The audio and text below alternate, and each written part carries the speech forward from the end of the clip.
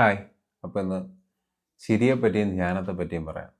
ഈ ചിരിക്കുക അല്ലെങ്കിൽ സ്മൈൽ ചെയ്യുക, ചിരി പലതരത്തിലുണ്ട്. അതിൽ പുഞ്ചിരിയാണ് ഏറ്റവും രസമുള്ളതായിട്ട് എനിക്ക് തോന്നിയിട്ടുള്ളത്. അതായത് ഇങ്ങനെ ചെയ്യുന്നത്. ഇതുപോലെ തന്നെ പല പല വെറൈറ്റി ഓഫ് ചിരികളുണ്ടെന്ന് നമുക്ക് എല്ലാവർക്കും അറിയാം. പൊട്ടിച്ചിരിക്കുക, അട്ടഹാസം, അങ്ങനെ പല ചിരികളുണ്ട്. ഈ ചിരിയും ധ്യാനവും തമ്മിൽ എന്താണ് ബന്ധമെന്ന് പലർക്കും ഒരു ഡൗട്ട് തോന്നാം.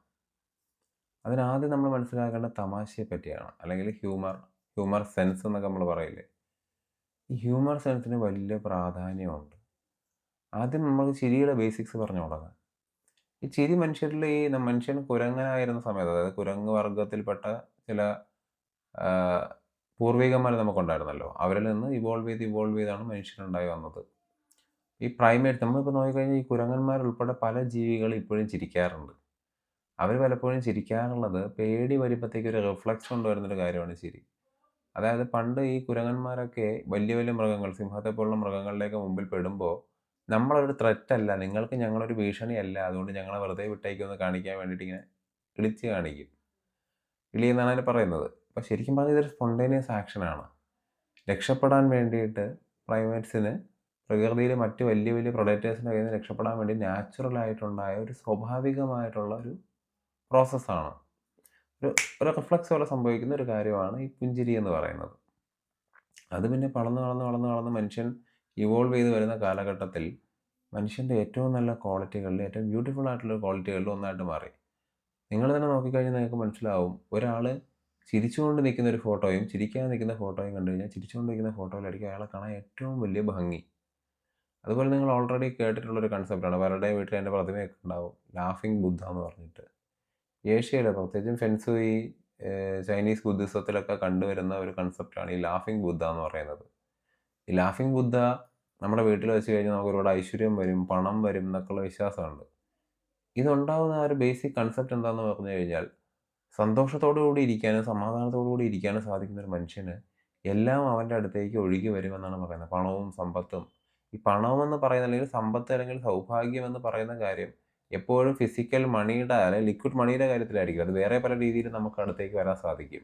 അതായത് അബണ്ടൻസ് ഉണ്ടാവും, എല്ലാ ഭാഗ്യവും ഉണ്ടാവും എന്നാണ് പറയുന്നത്. അത് ഈ നോട്ട് തുട്ടുകളായിട്ട് അല്ലെങ്കിൽ നോട്ട് കെട്ടുകളായിട്ട് തന്നെ വരണമെന്നില്ല.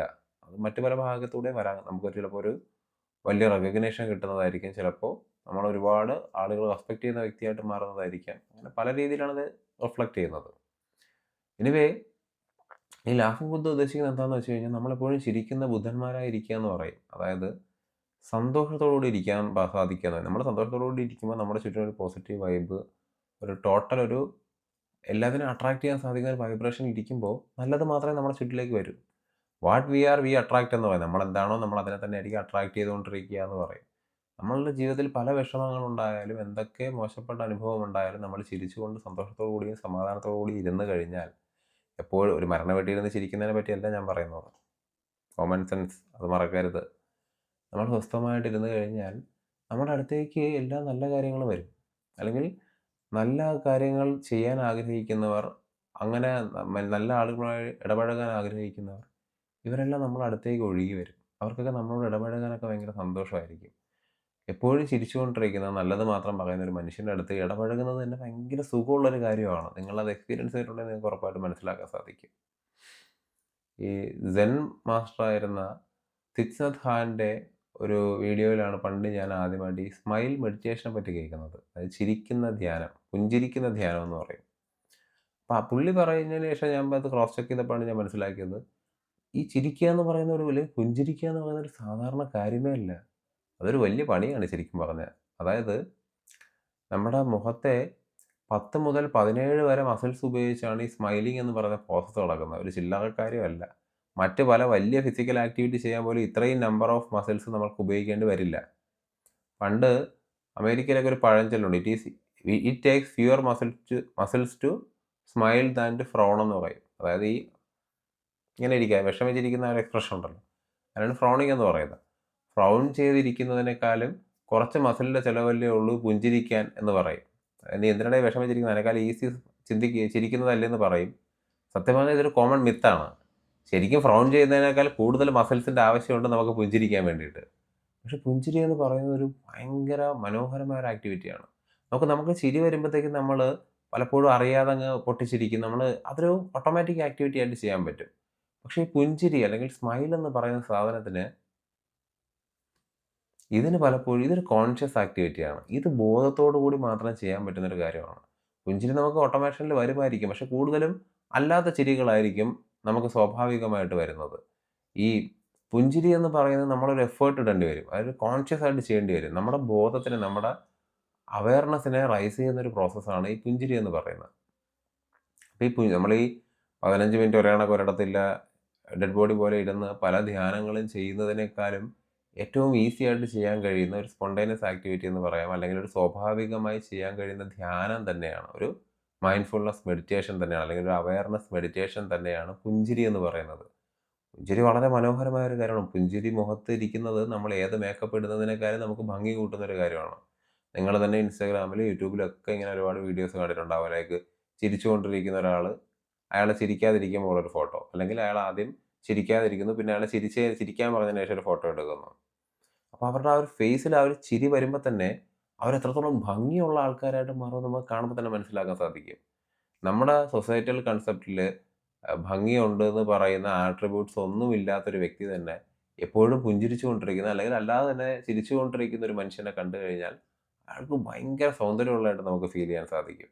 അപ്പോൾ ചിരി എന്തുകൊണ്ട് നല്ലതാണ്. നമുക്ക് ഭംഗി കൂട്ടാനും നമ്മുടെ സൗന്ദര്യം കൂട്ടാനും ഒക്കെ സഹായിക്കുന്ന ഒരു കാര്യമാണ് പുഞ്ചിരി. പക്ഷേ ഇതൊന്നുമല്ല എൻ്റെ പോയിന്റ്. എൻ്റെ പോയിന്റ് എന്താണെന്ന് വെച്ച് കഴിഞ്ഞാൽ നമ്മുടെ കോൺഷ്യസ്നെസ് റൈസ് ചെയ്യുന്ന, നമ്മുടെ അവയർനെസ് റൈസ് ചെയ്യുന്ന ഒരു പ്രോസസ്സാണ് പുഞ്ചിരി. നമ്മൾ എല്ലാ ദിവസവും ഈ ഫോർമൽ മെഡിറ്റേഷൻ ചെയ്യുന്നതിനേക്കാളും ഒരു 10 തവണയെങ്കിലും, ഒരു 24 മണിക്കൂറുണ്ട് ഒരു ദിവസം. ആ ദിവസത്തിൽ എപ്പോഴെങ്കിലും ഒരു 10 തവണ ഒന്ന് കോൺഷ്യസ് ആയിട്ടൊന്ന് പുഞ്ചിരിച്ചാൽ മതി. പ്രത്യേകിച്ചും വളരെ ഹാർഡായിട്ടുള്ളൊരു സിറ്റുവേഷൻ, നമ്മൾ തകർന്നു പോകുമെന്ന് മറ്റുള്ളവർ വിചാരിക്കുന്ന, അല്ലെങ്കിൽ നമ്മളെ തകർക്കാൻ കഴിയുന്ന സിറ്റുവേഷനുകൾ ഉണ്ടാകുമ്പോൾ ആ സിറ്റുവേഷനിൽ പുഞ്ചിരിക്കാൻ സാധിക്കണം. അപ്പോൾ നമ്മുടെ ബ്രെയിൻ തന്നെ സബ് കോൺഷ്യസ്ലി ഒരു സിഗ്നൽ കിട്ടും. ഓക്കെ, ഇതൊന്നും ഒരു പ്രശ്നമല്ല. ഈ സിറ്റുവേഷനിൽ ഈ ശരീരം പുഞ്ചിരിക്കുന്നുണ്ട്. അപ്പോൾ ഈ ശരീരത്തിന് ഈ സിറ്റുവേഷനും അത്ര വലിയ പ്രശ്നമുള്ള കാര്യമല്ല. ഇതും കടന്നവൻ വരും എന്നൊരു ചിന്ത നമ്മുടെ നോർമൽ ഫിസിക്കൽ ബ്രെയിനിൽ തന്നെ ക്രിയേറ്റ് ചെയ്യാൻ സാധിക്കും. ഇതിന് പുറമേ ഉണ്ടാവുന്ന ഈ ആത്മീയപരമായിട്ടുള്ള ഗ്രോത്തിനെ പറ്റി നമ്മളിപ്പോൾ ചിന്തിക്കേണ്ട. അത് ഉണ്ട് എന്നുള്ളത് വളരെ വലിയൊരു കാര്യമാണ്. Still focus on this. നമ്മൾ ഈ ഡയറക്റ്റ് കിട്ടുന്ന ബെനിഫിറ്റുകളെ പറ്റി ആദ്യം പറയാം. കാരണം മറ്റെന്തെങ്കിലും സ്പിരിച്വലായ എന്തോ ഹയർ ഡയമെൻഷനിൽ എന്തെങ്കിലും നമുക്ക് കിട്ടുമെന്ന് ചിന്തിച്ച് നമ്മൾ പുഞ്ചിരിക്കാൻ വേണ്ടി ഇറങ്ങി തിരിച്ചാൽ ചിലപ്പോൾ അതൊരു ഓട്ടോമാറ്റിക് ആക്ടിവിറ്റി ആയി പോകും. അങ്ങനെ ആവരുത്. ഓരോ പുഞ്ചിരിയും കോൺഷ്യസ് ആയിട്ട് തന്നെ ചെയ്യണം. ഈ ചിരി എന്ന് പറയുന്നത് മൊത്തത്തിൽ നമ്മുടെ ആത്മീയമായിട്ട് ബന്ധപ്പെട്ട കാര്യങ്ങളിലെല്ലാം ഭയങ്കര പ്രാധാന്യമുള്ളതാണ്. ഈ രമണ മഹർഷി, ഓഷോ, ശ്രീരാമകൃഷ്ണ പരമഹംസൻ, ഇവർ തുടങ്ങി അങ്ങോട്ട് ഒരുപാട് സ്പിരിച്വൽ ഗുരുക്കന്മാർക്ക് എല്ലാവർക്കും തമാശ വളരെ ഇഷ്ടമായിരുന്നു. അവർ നല്ല ഹ്യൂമർ സെൻസ് ഉള്ളവരായിരുന്നു. രമണ മഹർഷിയൊക്കെ ഒരുപാട് തമാശ പറയുന്ന ആളുകളായിരുന്നു. അതിൻ്റെ കാരണം തമാശയ്ക്ക് വലിയ പ്രാധാന്യമുണ്ട്. മനുഷ്യനെ സ്പോണ്ടേനിയസ് ആയിട്ട് ആ ഒരു അവയർനെസ് റൈസ് ചെയ്യുന്ന ഒരു പ്രോസസ്സാണ് ഈ തമാശ എന്ന് പറയുന്നത്. ഒരു തമാശ കേട്ട് നമ്മൾ പുഞ്ചിരിക്കുമ്പോൾ നമ്മൾ പെട്ടെന്ന് ആ ഒരു റിലാക്സേഷനിലോട്ട് പോവുകയാണ്. ഒരു തരത്തിൽ റിലാക്സേഷനും മെഡിറ്റേഷനാണ്. നിങ്ങൾക്ക് എല്ലാവർക്കും അത് അറിയായിരിക്കും already. If you relax everything will come to you എന്ന് ഓഷോ ഉൾപ്പെടെ ഒരുപാട് മഹാത്മാക്കൾ, പ്രത്യേകിച്ച് ലാവോസ് പോലുള്ള ദാവോയിസ്റ്റ് ഫിലോസഫേഴ്സ് ഒക്കെ പറഞ്ഞിട്ടുണ്ട്. ശരിക്കും സന്തോഷത്തിനും നമ്മളെ റിലാക്സ് ചെയ്യാൻ സാധിക്കും. നമ്മളെ റിലാക്സ് ചെയ്യുമ്പോഴത്തേക്കും നമ്മൾ ഈ എക്സിസ്റ്റൻസുമായിട്ടൊരു ഈസിലായിരിക്കും. ഈ പ്രപഞ്ചവുമായ എൻ്റെ ഒരു താളത്തിൽ നമ്മൾ ലയിക്കും. അങ്ങനെ ലയിക്കുമ്പോൾ നമുക്ക് ഈ പ്രപഞ്ചത്തിൽ ഇങ്ങനെ ഒഴുകി പോകാൻ പറ്റുമെന്ന് പറയും. ഒരു കോൺഫ്ലിക്റ്റും നമ്മുടെ ഉള്ളിലോ പുറത്തോ ഇല്ലാതെ. ഓക്കെ, അപ്പോൾ ഇന്ന് മുതൽ എല്ലാവരും പുഞ്ചിരിക്കാൻ പഠിക്കുക. കോൺഷ്യസ് ആയിട്ട് പുഞ്ചിരിക്കാൻ പഠിക്കുക. മറ്റുള്ളവരെ പഠിപ്പിക്കാൻ നടക്കണ്ട. നമ്മളാദ്യം പഠിക്കുക, നമ്മൾ സ്വയം ചെയ്യുക. നമ്മൾ പുഞ്ചിരിച്ച് കഴിഞ്ഞാൽ മറ്റുള്ളവർക്കും അറിയാതെ പുഞ്ചിരി വരും. നമ്മളൊരാളെ നോക്കി പുഞ്ചിരിച്ച് കഴിഞ്ഞാൽ, നമ്മളൊരു 10 പേരെ നോക്കി ഒന്ന് പുഞ്ചിരിച്ചാൽ അല്ലെങ്കിൽ ഒന്ന് ചിരിച്ചാൽ അതിൽ 9 പേരെങ്കിലും തിരിച്ച് നമ്മളെ നോക്കി ചിരിച്ചിരിക്കും. ചിരിക്കാതിരിക്കാൻ അവർക്ക് കഴിയില്ല. അതാണ് ചിരിയുടെ ശക്തി. മറക്കാതിരിക്കുക. Thank you.